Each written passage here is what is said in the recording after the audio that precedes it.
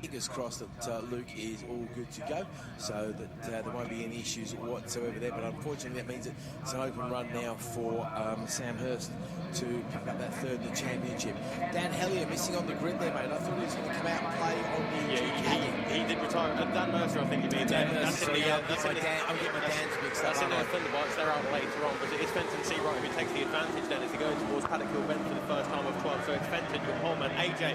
Well, he was on the second row, but it's not really hampered him too much. He's up there in the second place right now as we speak. So AJ, your 2024 MRO600 champion, up into second place there, right in the wheel tracks now. Fenton as they drop down in towards Graham Hill Bend.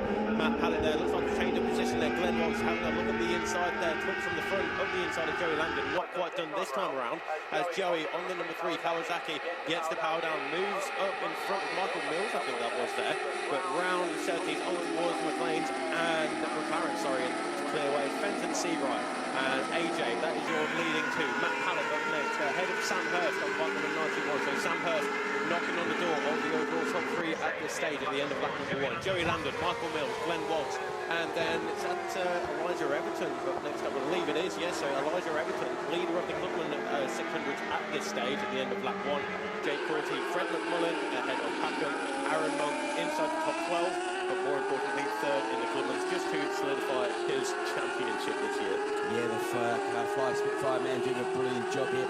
But I think the interesting thing is we weren't expecting a dry track here today, so AJ was saying he felt he should have put a different tyre in yesterday, maybe had a crack at the lap record. You do wonder if we're quite in lap record conditions. The track is not as warm as it was yesterday, though, is it, Bradley, with the heavy overcast clouds? So that's what's stopping Seabright going very quickly indeed. Just gone purple at sector 1 there, so we'll have to keep an eye on what he can do over the line. AJ is pushing him as hard as he possibly can, though. Over the line they come. 48.398 from AJ. That's the first flying lap, and that is 3/10 of a second or so away from the lap record. AJ right on the tail, and I mean right on. He's up the inside of Seabright. Into it, goes a little bit wide out of Druid, so he's going to get the cut back. Surely down the hill they come, side by side stuff. This is fantastic action from the pair of them. Down into Graham Hill. Seabright knows he's going to fight on his hand. He is being pushed as hard as you possibly can. Third place there, Matt Parra doing a great job trying to hang on, but there's no catching these two at all as they make their way through Surtees up to McLaren, then into Clearways. Come over Clearways and down off of Clark Kirk. AJ working the slipstream hard. Do we get any second times? They're both yellow, but we are talking fractions of a second here. They're side by side across the line. Nothing between them. This is last lap action, not third lap action. Into the 48.6s this time. They're probably holding each other up just a little bit, of course. They don't get the ideal line. AJ once again working the slipstream all the way up to Druids. Seabright holds him off very nicely around Druids. I think they can trust each other totally. They can open throttles up as hard as they like, stay right on the tail of the leader. Pallett doing a solid job there in third place. He's getting away from that bunch behind him. Who's in that bunch at the back? There is Landon leading Hurst, Mills, Walsh, Everton. No disrespect, guys. We're not going to concentrate too much on you. But Sam Hurst, I think, is starting to consolidate his way into third place. AJ takes a slightly different line off the top of Clearways there. He's going to try and get the run, mate. Keith, we've gone purple. Remember yesterday we were so close to the lap record, 200ths of a second away from it. Side-by-side action once again as they come onto the start-finish straight. 48.3, now 48.244 for Fenton, a 48.247 for AJ. 3,000ths of a second was the difference in lap times between your leading two as they go up towards Druids once again. 4 laps down. This is lap number 5 of 12, and again it's all nose to tail stuff. Round Druids they go, dropping down in towards Graham Hill Bend. Everybody else further down the order having a great scrap. Obviously Joey Landon and Elijah Everton having a good ride there as well in their respective groups. But the race leaders then onto the Cooper straight in towards Surtees, and the Fenton Seabright just lays the R6 on its side. No way through for AJ. And it is the 47 ahead of the number 1 still at this stage. Yellows in sector number 1 for both your leaders. Round Clark Kirk, they come onto the front straight once more to complete lap number 5. AJ not quite got that top end there to get by as they go into Paddock Hill Bend once again. AJ goes purple in sector 2, into the 48.1 now, 48.190, 48.192, 2,000ths of a second yet again. AJ up the inside there at Druids. He wants to win this race. Oh, how close is that? Oh, he takes them both right. Definitely contact. We ain't going to be seeing any lap times this time. They keep them both upright though. No harm done at all. In fact, if anything, has a little bit of an advantage there for Seabright. Oh, he runs it very wide. He is working the curbs hard. Yeah, I think AJ may be a little bit optimistic there, and maybe Fenton cut it back down. It's always hard to tell from this distance, but I'm wondering what AJ's going to do. We know they're both going to go yellow this time round, but I don't think there's any damage to anybody other than the egos. Let's watch him get the drive off of McLaren's here, off of Clearways here. Sorry, I'm watching the group behind as well, because it looks like Palin is safe, but Landon is coming fast as well. Yeah, George Higgins has gone into the pits there further down the order for the Clubmans, but Matt Pallet, there's Joey Landon. Sam Hurst has Michael Mills all over his tail end as well. The Kawasaki against the Yamaha. Just behind them as well is Glenn Walsh on the number 46 Triumph. That's the white machine in 7th place as the race leaders make their way round through it. So last time around, it was a difference of 0.9 of a second. So AJ really lost out there at in the scuffle at Druids. Yeah, a little bit about push me, shove you. Oh yeah, says who kind of deal going on there. It'll be interesting to see. Well, Seabright now, without the pressure of Johnson right on his tail, has gone purple. Then Johnson goes yellow, but I would say this is literally fractions of a second we're talking about here. We saw it before. We saw yellow in sector 1, green in sector 2 on the fastest lap. So not going to cook too much into that to Seabright now. Can he crack that magic lap record? Goes over the line. 48.199 to back up his 48.190. 48.921 that time for AJ. So relatively slow compared with what we've seen AJ doing. We're talking about a few tenths of a second, of course. Paul Young's lap record, the 14-year-old lap record. 48.041 is it? Yeah, from 14 years ago, still stands out at the moment. And these guys want to do something about it. They better hurry up because now they're getting into the back markers, unfortunately. First of the back markers is Surtees. I think Fenton's going to catch him before the end of this lap, maybe. Unfortunately, it's never a good thing to get the back markers because we are talking fractions of a second here, and those differences are the difference between lap records or not.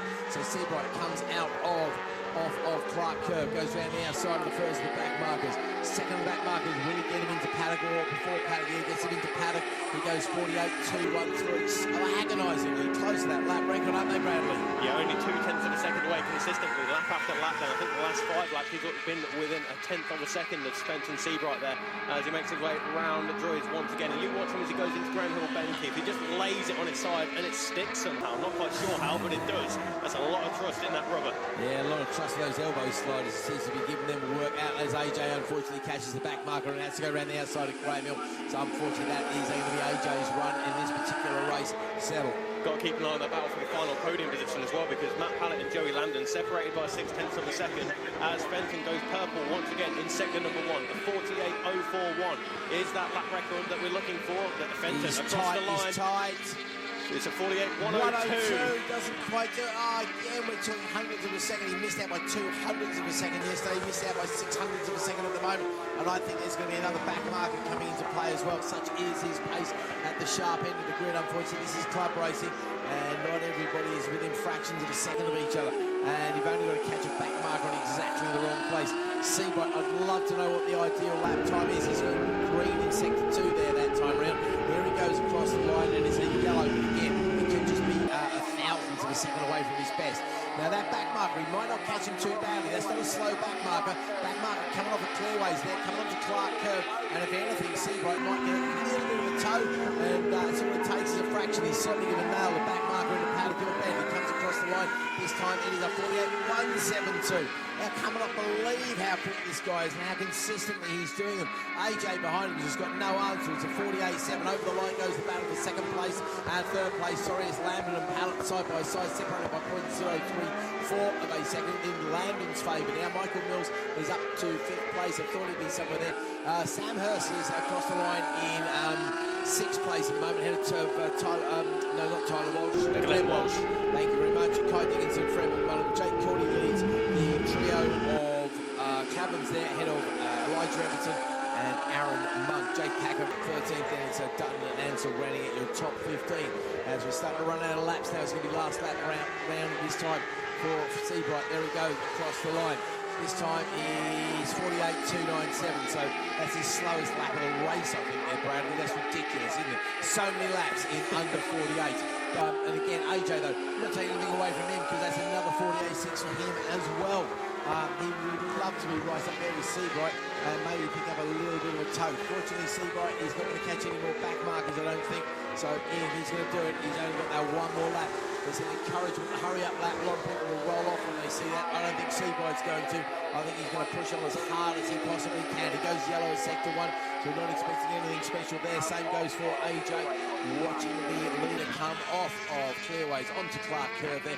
Looks like Pallard has got the advantage over Lambden behind those guys as well. Over the line we come there. And it is Fenton Seabright with a, hold your breath, 48.335. So sub 48 sort of 4 second lap every single time. AJ 49.317. That's his slowest lap of the race, I'm pretty sure.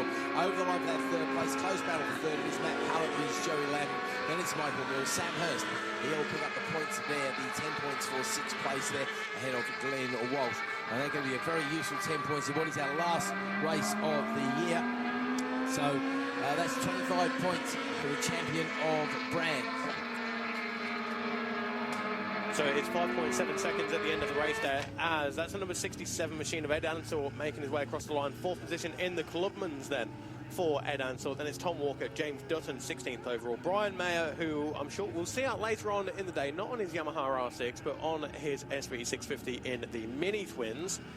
As there's Sam Hurst and Michael Mills just being congratulated there by the number 46 machine of Glenn Walsh. So back into the paddock for the final time of the year for the Dart MRO600s and the Clubman 600s and the GP2 EVOs and rookie 600s, as